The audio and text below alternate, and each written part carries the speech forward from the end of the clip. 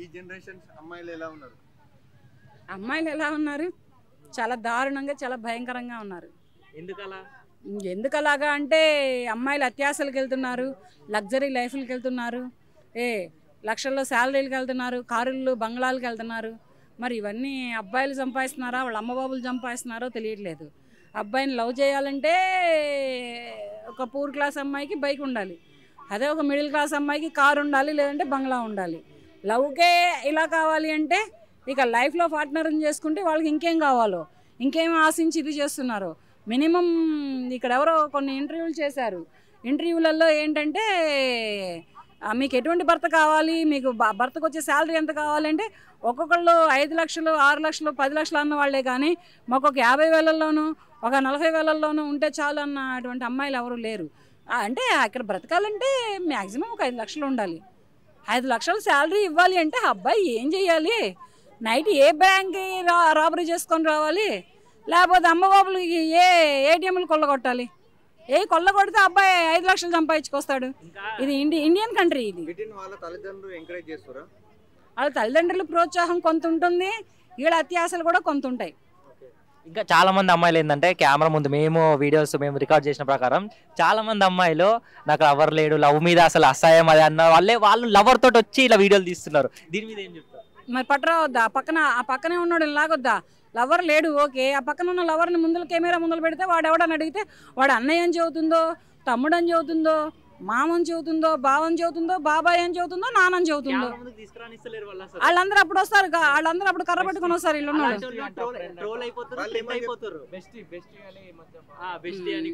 అంటే వెస్టీ అంటే లవర్ కంటే ఎక్కువ ఫ్రెండ్.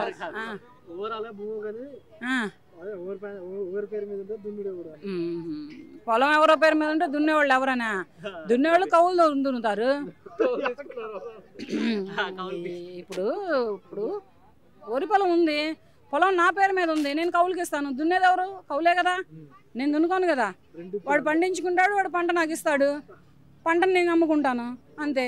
ఇప్పుడు ఇలాగే ఉన్నారు వాళ్ళు కూడా. ఇప్పుడు అది తినే ఫుడ్లో ఎంతో కొంత న్యాయం ఉంటుంది. ఈ అమ్మాయిల దగ్గర ఈ అబ్బాయిల దగ్గర అసలు న్యాయం అన్న మాటే ఉండట్లేదు. చాలా వరకు ఏంటంటే అన్యాయమే ఉంటుంది. కారణం ఏంటంటే అమ్మాయిల ప్రవర్తన బాగుండట్లేదు, అమ్మాయిల తల్లిదండ్రుల ప్రవర్తన అంతకంటే బాగుండట్లేదు. మరి వీళ్ళు పెళ్ళిళ్ళు చేసుకొని ఏం చేద్దాం అనుకుంటున్నారో లేకపోతే ఏం చేస్తున్నారో తెలియట్లేదు. ఇప్పుడు ప్రతి అమ్మాయి బాడీలో ఫిజికల్గా ఏదో ఒక ప్రాబ్లం ఉంటుంది. మెయిన్ ఇంకొంతమంది అమ్మాయిలు మీరు అన్నారు కదా ఇందాక 5 లక్షలు 10 లక్షలు అని చెప్పి, 5 లక్షలు అంతగానో మేము ఏం ఎక్స్పెక్ట్ చేసలేం, కానీ ఒక 30K 40K ఉన్న అబ్బాయి వస్తే చాలు అని అంటున్నారు. ఇలా వస్తే నా నెంబర్ ఇస్తారమ్మని చెప్పండి, ఏ అమ్మాయి వస్తుందో ఆ లెక్కలో నా నెంబర్ ఇస్తా. నా దగ్గర లక్షల్లో ఉన్నారు అబ్బాయిలు, 100లో కాదు 1000లో కాదు, లక్షల్లో అబ్బాయిలు ఉన్నారు. దమ్ముంటే ఏ అమ్మాయి 30K 40K వరకు ఉంటుందో రమ్మని చెప్పండి. 70,000 జీతం సరిపోదంట అబ్బాయిది. ఒక మెడికల్ ఫీల్డ్లో వాడో లేకపోతే ఒక చిన్న ఆఫీసుల్లో వాడో బ్రతికేవాడు సరిపోడంట అమ్మాయికి. వాడికి లక్షల్లో జీతం కావాలంట. హైదరాబాద్ అంటే ఇల్లు కావాలంట, అమెరికా అంటే ఇల్లు కావాలంట. ఏంటి అసలు ఇంత?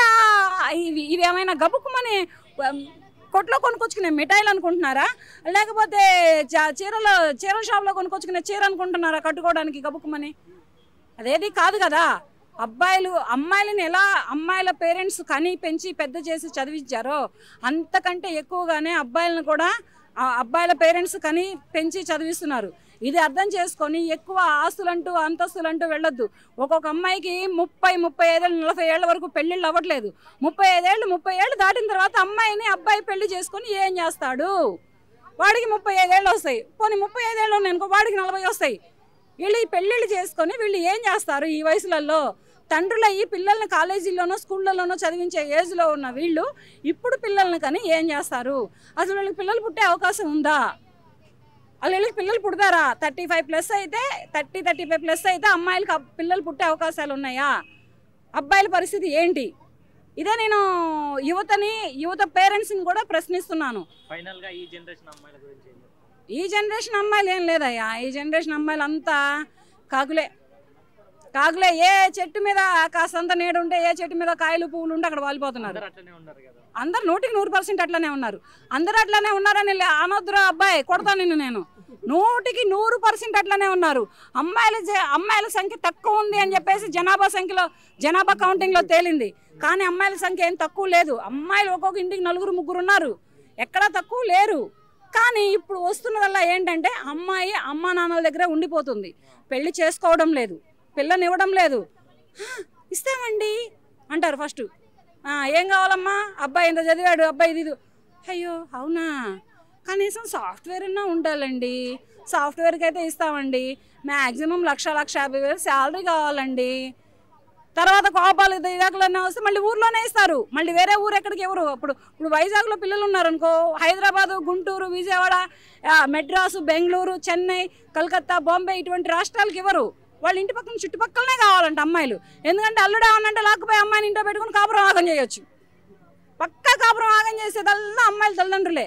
ఏం లేదు, కేవలం ఏంటంటే రాదు పోవాయి, నువ్వు సరిగ్గా చూసుకోవడం చేత కాదు, నీకు కని పెంచి ఇచ్చింది మా అమ్మాయిని కొడదామన్నా తిడదామని అంటారు. ఈ అమ్మాయి ఏం చేస్తే వాడు అంత కోపం అయ్యాడో తెలియదు. ఇక్కడ ఇది తెలియకుండా ఏం లేకుండా అమ్మ మా అమ్మాయిని అది చేస్తున్నారంట, ఇది చేస్తున్నారంట. ఇప్పుడు ఇవాళ రేపు అమ్మాయిలు తన్నులు తినే టైప్లో ఉన్నారా, ఒంగోబెట్టి 4 గుద్దే టైప్లో ఉన్నారు. వాళ్ళు ప్రస్తుతానికి ఈ మధ్య కొంచెం అమాయకులేనాయా, కొంచెం అమాయకులే. ఎందుకనంటే తల్లిదండ్రులు మరి వాళ్ళు ఎట్లా పెంచుతున్నారో ఏమో తెలియదు, కానీ అలాగని వాళ్ళు కూడా కత్తులు బాంబులు ఉన్నారయ్యో. కుక్కర్లో ఉడకబెడుతున్నాడంట వాడెవడో పెళ్లి చేసుకొని అమ్మాయిని కుక్కర్లో ఉడకబెట్టాడంట. బాచుపల్లిలో ఇక్కడ పొడవటం మొదలు పెడితే సాఫ్ట్వేర్ ఉద్యోగస్తుడు అమ్మాయిని డొక్కల్లోకి వచ్చాడు, 32 పోట్లు పడ్డాయి. అది సరిపోదన్నట్టు కాలు కొట్టాడు చచ్చిపోయిన తర్వాత. అది సరిపోదన్నట్టు తల్లిని ఒక 2 ఏళ్ల బాబుని కలిపి వదిలేసేసి గ్యాస్ సిలిండర్ వదిలేసి వెళ్ళిపోయాడు. ఇట్లాగే వీడు వాళ్ళు కొత్తగా సృష్టించాడు అనమాట. వాడు కొంచెం రొటీన్గా ఉంది, ఇది కొత్తగా ఉంది. కుక్కర్లో మనిషిని ఉడకబెడతానేంటి, ఏం చేసుకున్నాడు వీడు ఎంత డిప్రెషన్కి లోన్ అయ్యాడో, ఆ అమ్మాయి ఏ రకమైన టార్చర్ పెట్టిందో.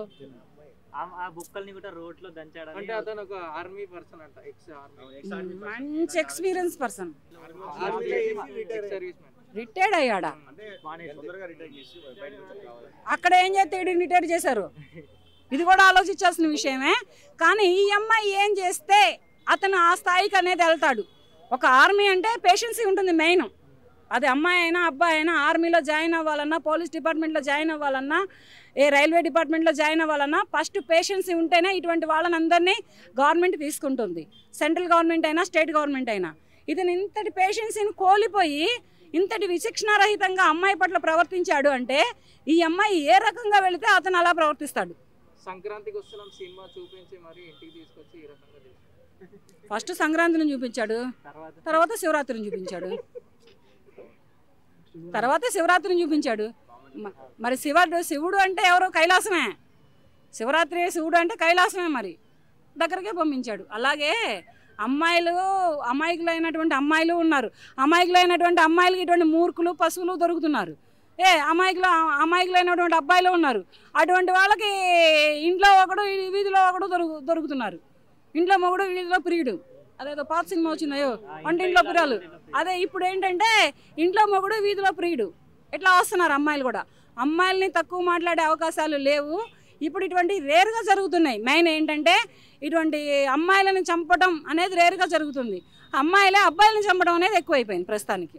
అమ్మాయిలకు అడ్డమైపోయి వాళ్ళ జల్సాలకి, వాళ్ళ ఫ్రీడమ్కి, వాళ్ళ ప్రైవసీకి అడ్డమైపోతున్నారని భర్తల్ని పిల్లల్ని కూడా చూడకుండా, వాళ్ళ కడుపును పుట్టిన పిల్లల్ని కూడా చూడకుండా అతి కిరాతకంగా చంపి వాళ్ళని అంత దారుణంగా ఇది చేస్తున్నారు. అంటే ఈ అమ్మాయిలో ఎటువంటి మానవత్వం లేని, తల్లిదనం లేని అమ్మాయి అయితే అటువంటి స్థాయికి ఎదిగిద్ది అనేది కూడా కొంచెం ఆలోచించుకోవాలి. దయచేసి నేను ఒకటే చెబుతున్నాను, అమ్మాయిల పేరెంట్స్కి అమ్మాయిలు ఆస్తులు కావాలి, అంతస్తులు కావాలి, మాకు లక్షల్లో శాలరీలు కావాలి, లగ్జరీ లైఫ్లు కావాలి, తిరగడానికి కారు, బోరు కొడితే బండి అనకుండా గంతకు తగ్గ బొంతని అంతకు చూసుకొని పెళ్ళిళ్ళు చేయండి. మా ఊర్లోనే కావాలి, మా ఇంటి పక్కనే కావాలి, మా అమ్మాయి మాకు తెల్లారితే ముఖం చూపించి హాయ్ చెప్పాలి, మేము వెళ్తుంటే బాయ్ చెప్పాలి అనే రకంగా ఎవరు కోరుకోవద్దు. ఏ ఊరైనా ఏ రాష్ట్రమైనా అమ్మాయి అక్కడ అల్లుడి దగ్గర సుఖ సంతోషాలతో ఉంటే చాలు అనే ఉద్దేశంతో పిల్లనివ్వండి. ఆస్తుల్ని అంతస్తుల్ని నమ్మి పిల్లల్ని ఇవ్వద్దు. ఒకవేళ ఆస్తుల్ని అంతస్తుల్ని నమ్మి ఇచ్చినా ఒకవేళ మీ అమ్మాయి వాళ్ళ ఇంట్లో అడుగు పెట్టిన తర్వాత అయింది పోతే అప్పుడేం చేస్తారు? వేరే వాడికి ఇచ్చి చేస్తారా పెళ్ళి? అది చెయ్యరు కదా. ఆ అమ్మాయి ఆ అబ్బాయితోనే కాపురం చేయాలి, ఉన్నా లేకపోయినా. ఇవన్నీ నమ్మొద్దు. చేస్తున్నారా? జరుగుతున్నాయి అటువంటి. ఇక ఇటువంటివి జరుగుతున్నాయి అంటే ఇక మా ఇప్పుడున్న కాలాన్ని బట్టి ఒక ఝాన్సీ రాణి ఆడదే బయలుదేరిద్ది. ఇటువంటి చేష్టలకు విసిగి వేసారిన ఆడవాళ్లే ఒక ఝాన్సీ రాణిలే. ఇప్పుడు నేను ఎలా ఫైర్ అవుతున్నానో ఆ అమ్మాయిల తల్లిదండ్రుల మీదే కానీ అమ్మాయిల ప్రవర్తనల మీదే కానీ, అలాగే నాలాంటి వాళ్ళు ఎవరో ఒకళ్ళు ఎక్కడో దగ్గర నుంచి బయలుదేరుతారు. ప్రస్తుతానికి ఈ సంఘటన నుంచి జరగడానికి వేటి ప్రభావం ఎక్కువగా ఉందని? ఏంటది? ఇవన్నీ జరుగుతున్నాయి, ఈ సంఘటనలు జరుగుతున్నాయి కదా, వేటి ప్రభావం ఎక్కువగా ఉంది? ఏటి ప్రభావం ఏం లేదు. అమ్మాయిల అమ్మా నాన్నలు చలచిత్రం చపలత్వం ఎక్కువ ఉంది. అమ్మాయి అక్కడేదో అమెరికాలో ఉందంటే మన ఇండియాలో ఎవరికి ఇవ్వరయ్యో మళ్ళీ నువ్వు అదే వేరే సొంత ఇల్లు ఉండాలి, కారు ఉండాలి, లక్షల్లో శాలరీలు కావాలి, బోర్ కొడితే బైక్ కావాలి. అమ్మాయికి కారులో గాలి ఆడలేదు అనుకో, మళ్ళీ గాలికి తిప్పడానికి బైక్ కావాలి, అది 2,50,000 బొక్క, మళ్ళీ అది బుల్లెటే కావాలి, అన్నీ కావాలంటున్నారు. అలా ఉన్నారనమాట అమ్మా నాన్నలు అలా ఉన్నారు. అలాగనే అబ్బాయిల అమ్మా నాన్నలు కూడా అది వాళ్ళకేం తెలుసు? ఇళ్లలో కూర్చొని వంటలు చేసుకున్న ఆడవాళ్ళకి అది ఎంతవరకు తెలుసు? అమ్మాయి వాళ్ళ ఇంట్లో ఉంది లేదని నేను చెప్పట్లేదు.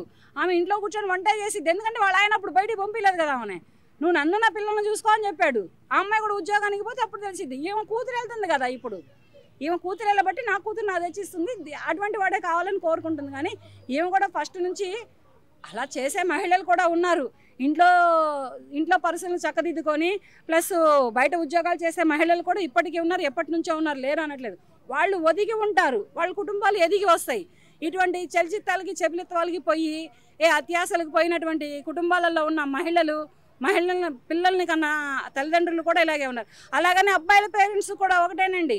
అబ్బాయిల పేరెంట్స్ కూడా మాకు లక్షల్లో శాలరీలు కావాలి, మాకు అవి కావాలి ఈ కావాలి, సారీ లక్షల్లో కట్నాలు కావాలి, మాకు అవి కావాలి ఈ కావాలని వెళ్ళొద్దు. అబ్బాయిల పేరెంట్స్ కూడా చెప్తున్నాను, కట్నం లేకపోయినా అమ్మాయిని పెళ్లి చేసుకోండి. అమ్మాయి అదృష్టం కలిసి ఉంటే మీ ఇల్లే ధనలక్ష్మి వనం అవుతుంది, కల్పవృక్షం అవుతుంది. Okay, thank you.